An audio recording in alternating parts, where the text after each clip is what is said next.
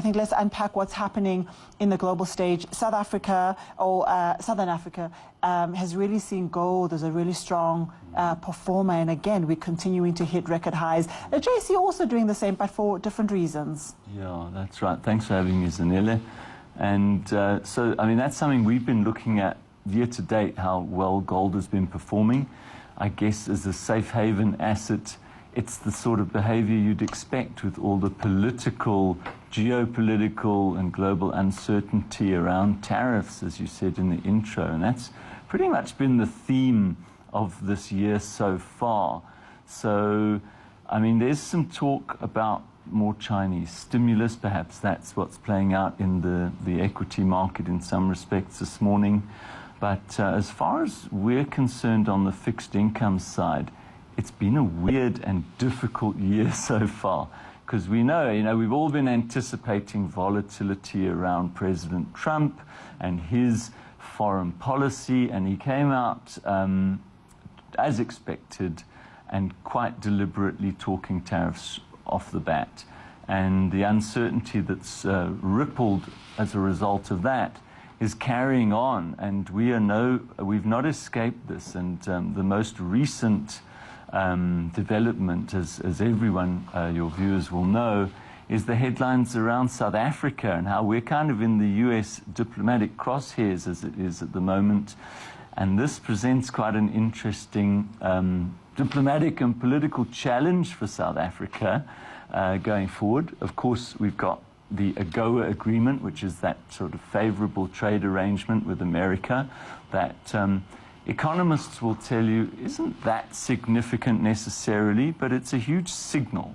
And we as South Africa, we would prefer to be on good terms, of course, with the US as the world's biggest economy. And so there are other things at play, such as you said, the tariffs on aluminium and steel that are proposed to be 25%. Those are things that could affect South Africa, perhaps even more than the direct relationship, as it were, with America.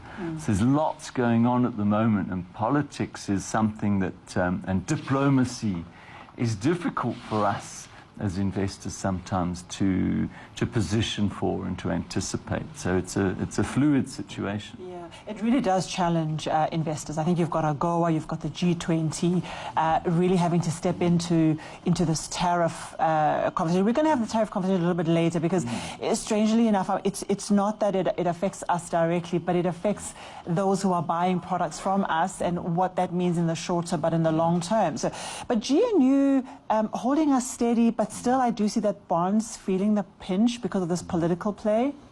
I think it's a good point. The GNU feels like it's strong at this point. I mean, it's come under question for three particular reasons. BELA, which is the Language Act, of course, the Basic Education Language Act.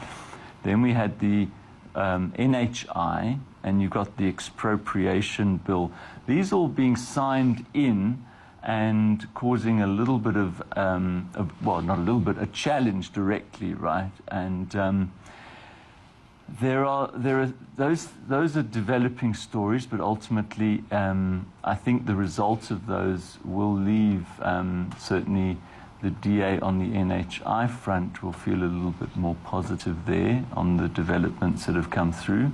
But ultimately, it feels like the members of the GNU are stronger together and stronger in the GNU than outside it at the moment. And so I think that's kind of encouraging, ultimately. But it's going to be something to keep an eye on as we go into local government and municipal elections, and ultimately, in 2029, further down the line, how these parties behave and interact going into the next election. So it's never a dull moment with politics in South Africa. As far as the currency is concerned, it's actually looking quite strong at the moment, surprisingly. But this is, it's an interesting situation developing. We, as a financial market at the moment, we seem to be reacting more to global developments at the moment. And you mentioned Jerome Powell, the Fed chair, yesterday, saying that they can be patient with rate cuts at this point, and that getting inflation under control is more important. The economy is, as you said, as Babazile said, is solid, a word that he often uses, but we've seen the market then pricing out interest rate cuts in America, and in turn our market this morning doing a little bit of the same as well, just pushing out those rate cut expectations as inflation becomes front and center over the next few weeks as well. But James, I would think again to just go back to a point I was making, in that it's very difficult for investors to start to think about what all of this means for the long term, because the steadiness of interest rate policy measure, whilst it's good, if it's a little too late, has a huge impact on job creation and opening up the economy. And then we've got these tariffs, which we might not feel affect us immediately, negatively, but in the long term, as the US starts to pivot what they do in order for what Trump believes will create jobs and make America great again, surely there's a price to be paid. And if it's paid by the bigger, your Brazils, what have you, we also then are starting to look at an uncertainty in the long term, perhaps, for investors. I don't know what your view is on just doubling down on the tariff issues. So the tariffs simply, from a South African perspective, are inflationary. So, tariffs just add pricing pressures both in the US and to other countries, making it more expensive. And that threatens global growth because it keeps interest rates higher globally. Higher interest rates, not good for economic growth, are they? And here in South Africa, as you say, one of the huge focuses must be employment and creating jobs. And you need an efficient economy and you need a growing economy. So those are all things that will detract from our economic growth. We got the budget coming up as well, right? And that's something to keep an eye on. But I think that's, going back to Jerome Powell, that's a big concern of his, is this inflationary effect of tariffs, and that's why he's sounding a little more hawkish too. So yeah, there's lots going on, and I think, but we can only control what we can control. So from a budget perspective, let's see what that actually comes out and says. I think we've also been relatively good, from the Reserve Bank to the Finance Minister, in really playing our cards properly. To you, what are investors looking out for when they're going to be listening to the budget conversation? I think we need to see Minister Godongwana holding the line on spending. I think there's going to be a lot of attention on Transnet, and will there be some aid provided or some relief at least for Transnet? That's a big one, and what position is taken on that. Of course, things like income tax bracket creep and all those sorts of things, those smaller details.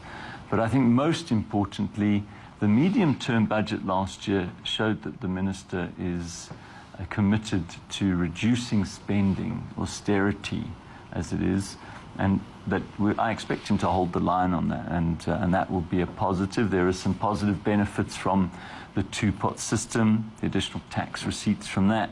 Jafekra money that's in the system is a short-term boost as well, and looking for a primary budget surplus. Those are the sorts of things that the market will be pleased by. So maintaining that as a target will be important. So there's lots going on next week with that in mind.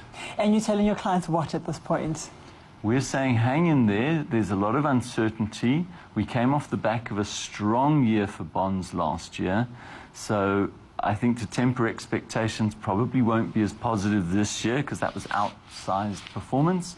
But hang in there, it will be volatile, but I think looking forward, there's some positive potential for South African bonds and currency, so they just need to be a little patient. Thank you so much. And that was James Turp, Fixed Income Portfolio Manager and Head of Investment Strategy at Sanlam Investments, with a nice breakdown of what is currently happening globally and locally. So hang in there. I'll also be back in just a moment.